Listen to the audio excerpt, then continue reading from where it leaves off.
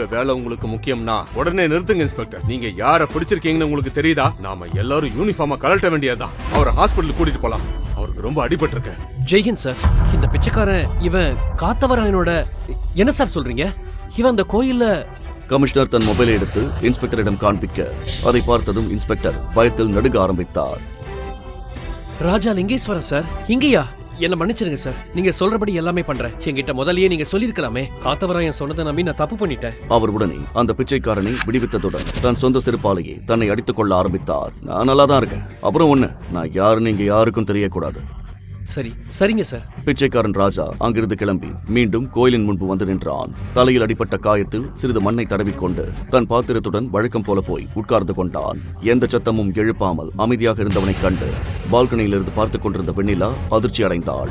என்னால உனக்கு ரொம்ப அடிபட்டுடுச்சு, என்ன மன்னிச்சிடு. ராஜா எதுவுமே பேசாமல் அமைதியாக எழுந்து அவளுடன் நடந்தான். அவர்கள் வீட்டு வாசலுக்கு வந்ததும் சரளா அவர்களை தடுத்து நிறுத்தினாள். இந்த நாத்தம் புடிச்ச பிச்சைக்காரனை வீட்டுக்குள்ள கூட்டிட்டு வந்தா உன்னை என் செருப்பாலேயே அடிப்பேன். இதுக்கெல்லாம் நீதான் வெண்ணிலா காரணம். காத்தவராயன் தம்பியை அரைஞ்சது யாரு?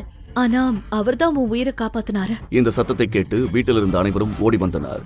அங்கு நடந்த காட்சியை பார்த்த தாத்தா அதிர்ச்சி அடைந்தார். சரளா தொடர்ந்து பேசிக்கொண்டே இருந்தார். சரளா ஏதோ சொல்ல வருவதற்குள் தாத்தா சத்தமாக சொன்னார். சரளா, போது நிறுத்து. ஒருவேளை அவ இடத்துல உன் பொண்ணு இருந்திருந்தா அந்த ரவுடிக்கு கல்யாணம் பண்ணி வச்சிருப்பியா? வெண்ணிலா செஞ்சதுதான் சரி. உனக்கு ஏதாவது பிரச்சனைனா நீ வீட்டை விட்டு போகலாம். அவனை மாலுக்கு கூட்டிட்டு போய் நல்ல டிரெஸ் வாங்கி கொடுங்க. இதை கேட்டதும் அனைவரும் அதிர்ச்சி அடைந்தனர். சரளா அமைதியாக உள்ளே சென்று விட்டார். தாத்தா வெண்ணிலாவிடம் பிச்சைக்காரனின் காயங்களுக்கு மருந்து போடுமாறு கூறினார். பிறகு தன் பேரன் ராகுலிடம் கூறினார். சரிங்க தாத்தா. சற்று நேரத்தில் ராகுல் அந்த பிச்சைக்காரரான ராஜா லிங்கேஸ்வரனை தனது பைக்கில் ஏற்றிக்கொண்டு மாலுக்கு சென்றான். ஆரம்பத்தில் அங்கிருந்த செக்யூரிட்டி பிச்சைக்காரனை பார்த்ததும் கதவை மூடிவிட்டான். ஆனால் ராகுல் எந்த குடும்பத்தைச் சேர்ந்தவன் என்பது தெரிந்ததும் அவர்களை உள்ளே செல்ல அனுமதித்தான். அங்கு சென்றடைந்ததும் ராகுல் அவனுக்கு சில ஆடைகளை வாங்கி கொடுத்து, இங்க பாருங்க, இந்த ரூம்குள்ள போய் இந்த ட்ரெஸ்ஸை மாத்திட்டு வாங்க. பேசிக்கொண்டே ராகுல் கதவை திறந்தான். திடீரென்று அவன் பேச்சு அப்படியே நின்றது. கதவை திறந்ததும் உள்ளே இருந்து ஒரு பெண் கத்திய சத்தம் கேட்டது.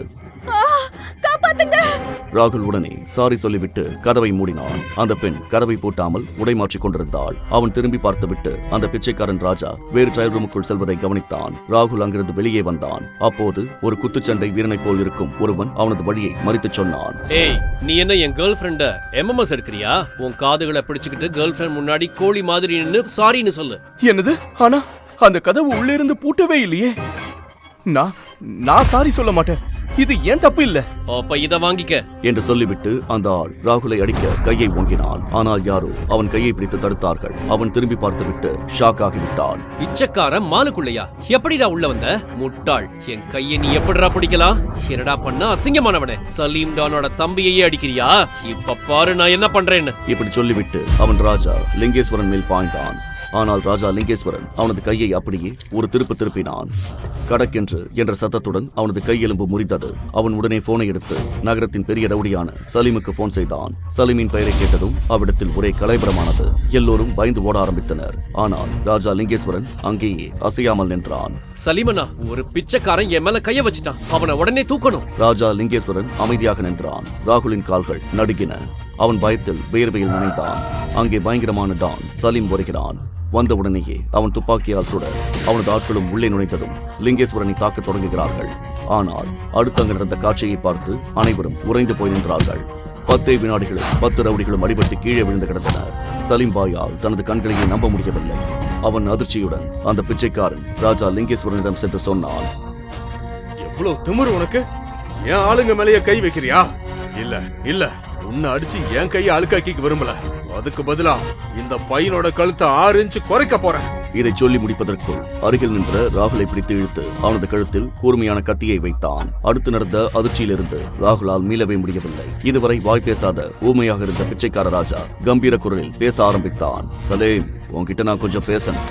நீயா என்கிட்ட பேசணுமா? உன்ன மாதிரி பிச்சைக்கார மேல எச்சில் கூட துப்ப மாட்டேன். நீ என் பேச்சை கேட்கலனா உனக்கு தான் நஷ்டம். சலீம் சிறிது நேரம் யோசித்து விட்டு சொன்னான். சரி, ஓகே, சொல்லு. உன் காதுக்குள்ள ரகசியமா சொல்லுவேன். ஏய், என்ன கேமா நடக்குதுங்க? அந்த பையன் தப்பி விட்டான். இதுக்கப்புறம் ஏதாவது நடந்தா நான் பொறுப்பில்ல. சலீம் யோசனையில் ஆழ்ந்தான். சரி, ஓகே, என் காதுல வந்து சொல்லு. பிச்சைக்காரன் ராஜா லிங்கேஸ்வரன் அவன் அருகில் சென்று அவன் காதில் எதையோ முணுமுணுத்தான். அதை கேட்டதும் சலீமின் கையும் காலும் மரத்து போனது. ராகுல் அவனது பிடியிலிருந்து நழுவினான். ஜாவித் தம்பி, உங்க கேர்ள் ஃபிரெண்ட இவன் முன்னாடி கோழி மாதிரி நடிச்சுக்கிட்டு சாரி கேட்க சொல்லு. இப்படி சொல்லிவிட்டு அவன் பயத்தில் அங்கேயே மயங்கி விழுந்தான். இதை குழப்பத்துடன் பார்த்த அனைவரும் அதிர்ச்சி அடைந்தனர். இதுவரை தனது ரவுடி அண்ணனின் பெயரை சொல்லி பெருமை பேசிக் கொண்டிருந்த அந்த ஜாவித் பயத்தில் வேர்வையில் நனைந்தான். ராஜா லிங்கேஸ்வரன் ராகுலின் கையை பிடித்துக் கொண்டு அங்கிருந்து கிளம்பினான். வழியில் ராகுல் கேட்டான், ஏய் சலீம் அவ்வளவு பெரிய டான், அவன் காதல் அப்படி என்ன சொன்ன? அவன் இவ்ளோ பயந்துட்டான். இந்த கேள்வியை கேட்ட பிறகும் ராஜா லிங்கேஸ்வரன் நேராக பார்த்துக் கொண்டே அமைதியாக அமர்ந்திருந்தான். இப்போ இந்த நாடகம் எல்லாம் ஆடி ஒரு பிரயோஜனமும் இல்ல. நீ பேசுவன்னு எனக்கு நல்லாவே தெரியும். இந்த விஷயத்தை வீட்டுல யார்கிட்டயும் சொல்லாத. ஆனா ஏன் சொல்லக்கூடாது? நான் உன்கிட்ட ஒண்ணு கேக்குறேன், இதெல்லாம் எப்படி பண்ண? அந்த டான் கிட்ட என்ன சொன்ன? அவன் உடனே கதறி அழுதான். அதையெல்லாம் விட சலீம் காத்தவராயனோட ஆளுன்னு உனக்கு நல்லாவே தெரியும். இந்த விஷயம் வீட்டுல தெரிஞ்சா காத்தவராயன் ஆளுங்க உன் குடும்பத்தை தேடி வருவாங்கன்னு பயந்து உன்னை வெளியவே போக விட மாட்டாங்க. இல்ல, எனக்கு என் ஃப்ரீடம் தான் ரொம்ப முக்கியம். நான் யார்கிட்டயும் எதையும் சொல்ல மாட்டேன். அவர்கள் வீட்டிற்கு திரும்பிய போது அதே பிச்சைக்கார உடையில் அவனை பார்த்ததும் அனைவரும் அதிர்ச்சி அடைந்தார்கள். தாத்தா ராகுலை திட்டத் தொடங்கினார். அவன் மேல தப்பில்ல, அவங்க என்ன மாலுக்குள்ள விடல. மத்தபடி நான் நல்ல துணி போட்டுக்கிட்டா அப்புறம் யார் எனக்கு பிச்சை தருவா? அந்த பிச்சைக்கார மாப்பிள்ளை லிங்கேஸ்வரன் பேசுவதை பார்த்து ராகுலை தவிர மற்ற அனைவரும் அதிர்ச்சியில் உறைந்தார்கள். உன்னால பேச முடியும்னா அப்புறம் கல்யாணத்தப்போ ஏன் ஊமையா நடிச்ச? காத்தவராயனுக்கு முன்னாடி உங்களை மாதிரி பெரியவங்களாலேயே ஒன்றும் பண்ண முடியல. அப்போ நான் சாதாரண பிச்சைக்காரன். எனக்கு வந்த நிலைமை என் மூளைய வேலை செய்ய விடாம பண்ணிடுச்சு. அனைவரும் இது சரிதான் என்று யோசித்தார்கள். காத்தவராயனை போன்ற டானுக்கு முன்னால் ஒரு பிச்சைக்காரன் என்னதான் பேச முடியும்? அப்போது தாத்தா சொன்னார், சரி, வெண்ணிலாவை ஒரு பிச்சைக்காரனுக்கு கல்யாணம் பண்ணி வச்ச விஷயம் ஊருக்கே தெரிஞ்சிருச்சு. உன்னை மறுபடியும் கோயில்ல பிச்சை எடுக்க விட முடியாது. நீ இங்கேயே இருக்கணும். நம்ம வேலைக்காரங்களுடைய பழைய துணிகள் இருக்கும், அதை மாத்திக்க. இதை கேட்ட வெண்ணிலாவின் அம்மாவும் அத்தையும் முகம் சுளித்தார்கள். ஆனா அப்பா, இந்த பிச்சைக்காரன் நம்ம வீட்லயா? வெண்ணிலா டைவர்ஸ்க்கு சம்மதிக்கிற வரைக்கும் நாம இதை செஞ்சே ஆகணும். அவன் வேலைக்காரங்க ரூம்ல இருப்பான், வெளியே யாருக்கும் எதுவும் தெரியக்கூடாது. தாத்தா கூறியதை அனைவரும் ஏற்றுக்கொண்டனர். அந்த பிச்சைக்கார கணவன் லிங்கேஸ்வரன் வெண்ணிலாவின் வீட்டு வேலைக்காரர்கள் அறைக்கு சென்று தங்கினான். அடுத்த நாள் காலையிலேயே வெண்ணிலா போனில் யாரிடமோ பதற்றமாக பேசிக்கொண்டே வெளியே வந்தாள். இல்ல அனீஷ், உன்னால இதை செய்யவே முடியாது. என் பிராண்ட் உங்க மால்லயே அதிகமா சேல் ஆகுது. அப்புறம் எப்படி என் பிராண்ட அங்கிருந்து தூக்க முடியும்? அனீஷ் என்ற தொழிலதிபர் வெண்ணிலாவை கோபப்படுத்தும் வகையில் எதையோ கூறினார். உடனே அவள் கூறினாள், சரி, நான் நேரா வந்து உன்கிட்ட பேசுறேன். இப்படி சொல்லிவிட்டு வெண்ணிலா கோபமாக A to Z மாலுக்கு கிளம்பினாள்.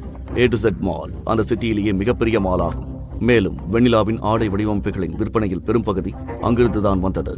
மாலின் உரிமையாளர் அனீஷ் திடீரென வெண்ணிலாவின் பிராண்டிற்கு தடை விதித்து அங்கிருந்த அனைத்து துணிகளையும் வெளியேற்றியிருந்தான். வெண்ணிலா ஆத்திரத்துடன் அங்கே சென்றபோது அனீஷ் தன் அறையில் நிதானமாக ஓய்வெடுத்துக் கொண்டிருந்தான். உள்ளே நுழைந்ததும் வெண்ணிலா அவனிடம் கத்தத் தொடங்கினாள்.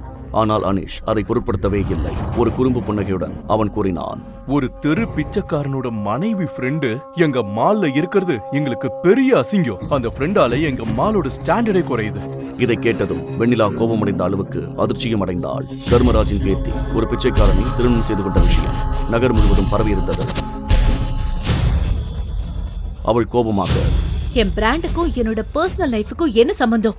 என் பிராண்ட் அவ்வளோ ஃபேமஸ், ஸ்டாக் வந்த உடனே வித்துடும். இப்படி தேவையில்லாத காரணத்துக்காக உங்களால அதை இங்கிருந்து தூக்க முடியாது. கடைசியா உனக்கு என்னதான் வேணும்? அனீஷ் வெண்ணிலாவை மேலிருந்து கீழ்வரை அருவருப்பான பார்வையால் பார்த்தவாறே கூறினான். ஒரு வழி இருக்கு. என்ன வழி? அது நேரம் தான் போகுது. இதை கேட்ட வெண்ணிலா உச்சி முதல் பாதம் வரை நடுங்கி போனாள். ஆத்திரமடைந்த அவள் முன்னோக்கி பாய்ந்து அனீஷின் கன்னத்தில் ஓங்கி அறைந்தாள். அனீஷிற்கு கடும் கோபம் வந்தது. அதை மறைத்து சிரித்துக் கொண்டே, ஹே ஸ்வீட் ஹார்ட், உன்னோட ஃப்ரெண்டுக்கு நான் இடம் தரது மட்டும் இல்ல, அதுக்கு பதிலா உனக்கு பணமும் தருவேன். இப்படி சொல்லிவிட்டு அனீஷ் தன் பாக்கெட்டிலிருந்து ₹1 நாணயத்தை வெளியே எடுத்து வெண்ணிலாவை நோக்கி வீசினான். ஒரு பிச்சைக்கார பொண்டாட்டிக்கு இந்த ₹1 போதும். கோபமும் அவமானமும் தாங்காமல் வெண்ணிலா அங்கிருந்து வெளியேறினாள். அவள் வீடு திரும்பிய போது தன் அம்மா அந்த பிச்சைக்கார மாப்பிள்ளையை கொண்டு தரையை சுத்தம் செய்து கொண்டிருப்பதை கண்டாள்.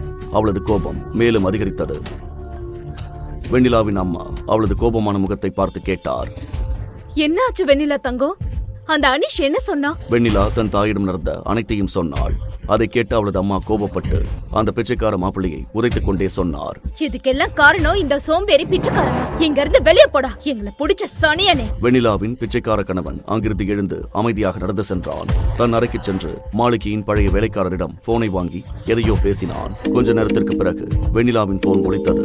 அது அனீஷின் அழைப்பு என்பதை பார்த்து அவள் எடுத்தாள். அனீஷோட போனா? அவனுக்கு இப்பவே நல்ல பாடம் கத்து கொடுக்குறேன். ஹலோ. ஆனால் மறுமுனையில் அனீஷ் சொன்னதை கேட்டு வெண்ணிலாவால் தன் காதுகளையே நம்ப முடியவில்லை. அனீஷ் அழுது கொண்டே கூறினான், வெண்ணிலா ப்ளீஸ் என்ன மன்னிச்சிடு. நான் மொத்தமா அழிஞ்சிட்டேன், நடு தெருவுக்கு வந்துட்டேன். எனக்கு ஏன் இப்படி பண்ணுன? வெண்ணிலாவுக்கு ஒன்றுமே புரியவில்லை. அனீஷ் என்ன சொல்கிறான்? அவள் எதையும் கேட்பதற்குள் அனீஷ் அடிவாங்கும் சத்தம் போனில் கேட்டது. பிறகு இணைப்பு துண்டிக்கப்பட்டது. அவள் உடனே ஓடி வந்து டிவியை ஆன் செய்து செய்தியை பார்த்தாள். அங்கே பிரேக்கிங் நியூஸ் பார்த்து வெண்ணிலா அதிர்ந்து போனாள். Breaking news. இன்று திடீரென்று கோயம்புத்தூரின் மிகப்பெரிய மாலான A to Z இன் பங்குகள் 0க்கு குறைந்து விட்டன. அடுத்த 2 வினாடிக்குள் பிக் புல் மால்ஸ் லிமிடெட் அதை வெறும் ₹1 வாங்கியுள்ளது. கோடீஸ்வர தொழிலதிபர் அனீஷ் 2 நொடியில் பிச்சைக்காரனாக மாறிவிட்டார். பிக் புல் என்பது உலகின் மிகப்பெரிய ஃபேஷன் டிசைனிங் மற்றும் மால் நிறுவனங்களில் ஒன்றாகும். இங்கிலாந்து, ஜெர்மனி, சுவிட்சர்லாந்து, பாரிஸ் போன்ற பெரிய நாடுகளில் இது ஒரு பிரபலமான பிராண்ட் ஆகும். இந்த செய்தியை கேட்ட வெண்ணிலா இந்த முழு சம்பவமும் பிக் புல் நிறுவனத்தால் வேண்டுமென்றே திட்டமிடப்பட்டது என்பதை புரிந்து கொண்டாள். ஆனால் பிக் புல் ஏன் இதை செய்ய வேண்டும்? எல்லாவற்றிற்கும் மேலாக அனீஷ் ஏன் வெண்ணிலாவிடம் போனில் மன்னிப்பு கேட்க வேண்டும்? இதற்கு பின்னால் யார் இருக்கிறார்கள் என்பதை அவளால் புரிந்து கொள்ள முடியவில்லை. அவள் ஆழ்ந்த யோசனையில் இருந்தபோது மீண்டும் அவளது போன் அடித்தது. அது ஒரு அன்னோன் நம்பர். ஹலோ. மறுமுனையில் பேசியவர் சொன்னதை கேட்டு வெண்ணிலா கிட்டத்தட்ட மயங்கி விழும் நிலைக்கு சென்றாள். வெண்ணிலா மேடம், பிக் புல் நிறுவனம் உங்க கிளாத்திங் பிராண்ட்ல ₹100 கோடி இன்வெஸ்ட் பண்ண விரும்புறாங்க. அது மட்டும் இல்லாம உங்க பிராண்ட் கிளாத் இனி உலகம் முழுக்க இருக்கிற பிக் புல் அவுட்லெட்லயே சேலுக்கு இருக்கும். நீங்க பிக் புல் ஆபீஸ்க்கு வந்து அக்ரிமெண்ட்ல சைன் பண்ணா போதும். இதை கேட்ட வெண்ணிலா மகிழ்ச்சியில் உறைந்து போனாள். ஆனால் இப்போது அவளுக்கு மேலும் குழப்பம் ஏற்பட்டது. நிச்சயமா யாரோ பின்னால இருந்து இதை பண்றாங்க. ஆனா யாரு? எதுக்காக? அனீஷ் ரூம்ல நடந்ததை நான் அம்மா கிட்ட மட்டும் தானே சொன்னேன். அப்ப இது வேற யாருக்கு தெரியும்? எப்படி தெரிஞ்சிருக்கும்? அப்போது எதையோ யோசித்த வெண்ணிலா அதிர்ச்சி அடைந்தாள். அந்த பிச்சைக்காரன் நான் அம்மா கிட்ட எல்லாத்தையும் சொல்லும்போது அவன் மட்டும் தானே அங்க இருந்தா.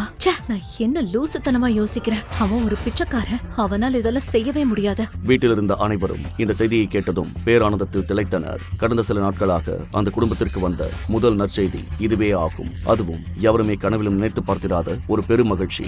வெண்ணிலாவோட இந்த அச்சீவ்மெண்ட்டை கொண்டாடுறதுக்காக இன்னைக்கு ஈவினிங் நாம ஒரு பார்ட்டி வைக்க போறோம். அனைவரும் பார்ட்டிக்கான ஏற்பாடுகளில் மும்முரமாக ஈடுபட்டனர். தாத்தா தன் அறைக்கு சென்ற போது அவருடைய போன் ஒலித்தது. ஸ்கிரீனில் தெரிந்த பெயரை கண்டதும் அவரது முகம் வெளுத்து போனது. காத்தவராயன் மீண்டும் அழைத்திருந்தான். நடுங்கும் கைகளுடன் அவர் போனை எடுக்க மறுமுனையிலிருந்து காத்தவராயன் பேசினான். தர்மராஜ், ஒரு பிச்சைக்காரன மருமகனா அடைஞ்சது எப்படி இருக்கு? இப்போ உனக்கு என்ன வேணும்? முதல்ல நீதானே வெண்ணிலாவை அந்த பிச்சைக்காரனுக்கு கட்டாயப்படுத்தி கல்யாணம் பண்ணி வச்ச. அதுக்கப்புறமும் ரவுடி தம்பி என் பேத்திய தொந்தரவு பண்ணிக்கிட்டே இருக்கான். நாங்களே அடிச்சு காயத்தை ஏற்படுத்துவோம். நாங்களே அதுக்கு மருந்து போடுவோம். உன் பேத்தி கிட்ட சொல்லி என் தம்பி மேல இருக்கிற கேஸ வாபஸ் வாங்க சொல்லு. 1/2 மணி நேரத்துல ராஜ்கமல் ஹோட்டலுக்கு வந்து என்ன பாரு. அடுத்து என்ன பண்ணணும்னு நான் சொல்றேன். இதை கேட்டதும் ராஜ் குடும்பத்தில் பெரும் அதிர்ச்சியும் கலக்கமும் ஏற்பட்டது. காத்தவராயன் எனும் அந்த ரவுடி அடுத்து என்ன செய்ய போகிறான் என்று எவருக்குமே புரியவில்லை. தாத்தா ராஜ்கமல் ஹோட்டலுக்கு புறப்பட தயாரானார். தாத்தா, நானும் உங்க கூட வரேன். வேண்டாம், அவன் என்ன பண்ணுவான்னு யாருக்கு தெரியும்? நானும் உன் அப்பாவும் மட்டும் போறோம். 2 மணி நேரத்துக்கு மேல ஆச்சுன்னா நீ போலீஸ்க்கு போன் பண்ண. சரி தாத்தா. தாத்தாவும் வெண்ணிலாவின் தந்தையும் புறப்பட்டு வெளியே வந்தனர். ஆனால் ஓட்டுநர் விடுப்பில் இருந்தது. அப்பொழுதுதான் அவர்களுக்கு தெரிய வந்தது. அதே நேரத்தில் ராஜா லிங்கேஸ்வரனும் அங்கு வந்து சேர்ந்தான். உனக்கு கார் ஓட்ட தெரியுமா? தெரியும் சார், வாங்க நான் கூட்டிட்டு போறேன். பிச்சைக்காரனை போன்ற தாடியுடனும் தனக்கு சரியாக பொருந்தாத வேலைக்கார உடையுடனும் அவன் தாத்தாவுக்கு ஓட்டுநராக மாறினான். காரை ராஜ்கமல் ஹோட்டலை நோக்கி செலுத்தினான். தாத்தாவும் வெண்ணிலாவின் தந்தையும் பதற்றத்துடன் வேகமாக உள்ளே செல்ல ராஜா கார் பார்க்கிங்கிலேயே காத்திருந்தான். ராஜ்கமல் ஹோட்டல் அந்த சிட்டியின் மிகப்பெரிய சொகுசு ஹோட்டல்களில் ஒன்றாகும். அங்கு வருபவர்களின் ஓட்டுநர்கள் கூட விலை உயர்ந்த ஆடைகளையே அணிந்திருந்தனர். அனைவரும் அவனை பார்த்து ஏளனமாக சிரித்தனர். மறுபுறம் வெண்ணிலாவின் தாத்தா தர்மராஜும் அவளது தந்தையும் உள்ளே சென்றபோது காத்தவராயன், கோவத்துல உன் பேத்தி அந்த பிச்சைக்காரனுக்கு கல்யாணம் பண்ணி வச்சுட்டேன். இதுல என் தம்பி ரொம்ப கோவமா இருக்கான். உன் பேத்தி மறுபடியும் அவனுக்கு ஒய்ஃபா வாழ்ந்தா வேணா அவன் அமைதியா இருப்பான். என்னது? ஆனா வெண்ணிலா அந்த பிச்சைக்காரனை டைவர்ஸ் பண்ண தயாரா இல்லையே. அப்புறம் என் தம்பி உங்க குடும்பத்தை என்ன பண்ணுவான்னு எனக்கே தெரியாது. அப்ப நான் என்னதான் பண்ணணும்னு சொல்லு. உன் ரவுடி தம்பியால என் பேத்திக்கும் என் குடும்பத்தோட உயிருக்குமே ஆபத்தா இருக்கு. ஒருவேளை அந்த பிச்சைக்காரன் இந்த உலகத்திலேயே இல்லன்னா, ஆமா, நான் இப்பவே அவனை வர சொல்றேன். உடனே காத்தவராயனின் ஆட்களில் ஒருவன் லிங்கேஸ்வரனை அழைத்து வரச் சென்றான். ஹோட்டலின் நுழைவாயிலுக்கு வந்தபோது அங்கிருந்த செக்யூரிட்டி கார்டு அவர்களை தடுத்து நிறுத்தினான். ஏய் இல்லடா, இந்த பிச்சைக்காரன் எங்க உள்ள கூட்டிட்டு போறீங்க? இது என்ன ரோட்டோர கடை நினைச்சியா? வழிய விடுறா. இதுக்கு மேல ஏதாவது பேசுன ஒரே நொடியில உன் உயிர் ஓங்கிட்ட இருக்காது. அந்த சத்தத்தை கேட்டு அங்கிருந்த 4 ஆஜானுபாகுவான பாதுகாப்பு காவலர்கள் விரைந்து வந்து அந்த ரவுடியை பிடித்துக் கொண்டனர். காத்தவராயன் டான் என்ன உள்ள வர சொல்லிருக்காரு. காத்தவராயனின் பெயரை கேட்டதும் அவர்கள் கைகளை கீழே இறக்கினர். பயத்தில் நடுங்கிக் கொண்டே விலகி வழிவிட்டார்கள். ரவுடி ராஜா லிங்கேஸ்வரனை உள்ளே அழைத்துச் சென்றான். அங்கே ஒரு பிச்சைக்காரனை கண்டதும் ஹோட்டலே அதிர்ந்தது. காத்தவராயனின் ஆள் ராஜா லிங்கேஸ்வரனுடன் அறைக்கு சென்றான். தர்மராஜன், வெண்ணிலாவின் அப்பாவும் ஏற்கனவே அங்கே காத்திருந்தனர். பிச்சைக்காரன் லிங்கேஸ்வரன் உள்ளே நுழைந்தவுடன் தர்மராஜ், வெண்ணிலாவின் அப்பாவும் விரைவாக எழுந்து நின்று பதற்றத்துடன் கூறினர், இப்ப இந்த பிச்சைக்காரன் உங்க கையில, இவனை வச்சு நீங்க என்ன வேணாலும் பண்ணிக்கோங்க. இப்படி சொல்லிவிட்டு அவர்கள் இருவரும் வெளியே கதவை மூடிவிட்டு ஓடிவிட்டார்கள். உள்ளே காத்தவராயனும் ராஜா லிங்கேஸ்வரனும் மட்டுமே இருந்தனர். காத்தவராயன் தன் துப்பாக்கியை எடுத்து லிங்கேஸ்வரனின் தலையில் வைத்தான். பிச்சைக்காரனா இருந்துகிட்டு பணக்காரங்களோட பணத்தை அனுபவிக்க ஆசையாடா? உன்னை இந்த பிச்சைக்கார வாழ்க்கையில இருந்து விடுவிக்கிறேன். அப்புறம் எல்லா சந்தோஷமும் உனக்கு மேல போய் தான் கிடைக்கும். ராஜா லிங்கேஸ்வரன் பேசத் தொடங்கினான். அதை கேட்ட காத்தவராயன் அதிர்ச்சியில் உறைந்து போனான். சார், எனக்கு ஒரே ஒரு கடைசி ஆசை தான் இருக்கு. அதை மட்டும் நிறைவேற்றி வைங்க. ஒரே ஒரு போன் மட்டும் பேசிக்கிறேன் சார். ஓ, உனக்கு போன் பண்ற அளவுக்கு சொந்தக்காரங்க இருக்காங்களா? நல்லா இருக்கே தம்பி, வா உன் கடைசி ஆசையை நிறைவேற்றி வைக்கிறேன். காத்தவராயன் தன் போனை ராஜா லிங்கேஸ்வரனிடம் கொடுத்தான். ராஜா லிங்கேஸ்வரன் போனை வாங்கி ஒரு எண்ணை டயல் செய்து ஒரே ஒரு மிஸ்டு கால் கொடுத்துவிட்டு போனை துண்டித்தான். ஏய், இது ஒன்ன மாதிரி பிச்சைக்கார போன் கிடையாதுடா. மிஸ்டு கால் கொடுத்துட்டு நிக்கிறதுக்கு. இது காத்தவராயனோட போன். உனக்கு ஒரே ஒரு நிமிஷம் தான் டைம். காத்தவராயன் டான் தன் பேச்சை முடிப்பதற்குள் வானத்தில் ஹெலிகாப்டர்களின் சத்தம் கேட்கத் தொடங்கியது. ஹோட்டலின் முன்பகுதி முழுவதும் புழுதி மண்டலமாக மாறியது. காத்தவராயன் அதிர்ச்சி அடைந்தான். ஹெலிகாப்டரா? ஏ பிச்சைக்கார பயலே, யாருக்கு மிஸ்டு கால் கொடுத்த? நீ உண்மையிலேயே யாருடா? ராஜா லிங்கேஸ்வரன் தன் இடத்தில் புன்னகையுடன் நின்று கொண்டிருந்தான். அந்த ஹெலிகாப்டர்கள் உண்மையில் பிச்சைக்காரன் ராஜா லிங்கேஸ்வரனுக்காகத்தான் வந்தனவா? ராஜா லிங்கேஸ்வரன் கொடுத்த மிஸ்டு காலுக்கும் அந்த ஹெலிகாப்டர்களுக்கும் ஏதேனும் தொடர்பு இருக்கிறதா? ராஜா லிங்கேஸ்வரன் பார்ப்பதற்கு அப்படி இல்லையா? நான் இந்த பிச்சைக்காரனை கண்டிப்பா கல்யாணம் பண்ணிக்க மாட்டேன். என் கையை விடுங்க. சிவப்பு நிற திருமண உடையில் இருந்த வெண்ணிலாவின் குரல் அந்த அலங்கோலமான பந்தலில் எதிரொலித்தது. ஆனால் அவளுடைய தைரியம் நீண்ட நேரம் நீடிக்கவில்லை. அடுத்த கணமே காத்தவராயன் என்ற ஆபத்தான ரவுடி அவளுடைய தம்பி ராகுலின் நெற்றியில் துப்பாக்கியை வைத்தான்.